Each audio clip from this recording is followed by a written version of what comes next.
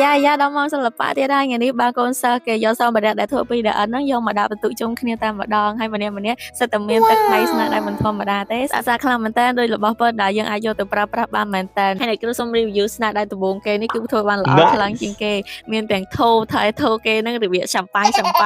មានតែកាសៀវមូកាសៀវជ្រងហើយមានទាំងកូនឡានសាខ្លាំងមែនតើហើយអ្នកខ្លះវិញហ្នឹងកូនឡានដាច់ដៃដាច់ជើងដាច់កង់អីអស់ហើយដោយសារជួបអបតវៈហើយតាមផ្លូវក៏មិនដឹងដែរដឹកមកពីចង្ងាយដឹកមកពីផ្ទះរៀងខ្លួននៅព្រោះកិច្ចការនេះអ្នកគ្រូបានឲ្យធ្វើនៅសាលាទេខ្លាចប្រឡាក់ថ្នាក់ប្រឡាក់តុករៀនអីចឹងក៏ដាក់កិច្ចការឲ្យងារធ្វើនៅផ្ទះហើយធ្វើនៅផ្ទះហ្នឹងមិនមែនធ្វើតែឯងទេឲ្យធ្វើជាក្រុមជុំគ្នាដើម្បីជួយគ្នាធ្វើបានលឿនបានស្អាតហើយទឹកដៃម្នាក់ក៏មិនអន់ដែរអែមហើយឡើងខ្ជូតគេមាន colorful អីឡើងស្រស់ខ្លាំងមែនតើតែមិនដឹងបានពណ៌មកពីណាលាបទៅឡើងគួរឲ្យស្រឡាញ់ខ្លាំងតែអានេះជារចនាប័ទ្មគេ design តាមចិត្តគំនិតគេវារៀងខ្ជូតរៀងប៉ៃប៉ៅទៀតវាមិនដូចរបស់ពិតដែលយើងអាចប្រើប្រាស់បានទេប៉ុន្តែគួរឲ្យស្រឡាញ់ខ្លាំងហើយអ្នកគ្រូមានកំណាញ់បន្ទុកទេឲ្យបន្ទុកពេញ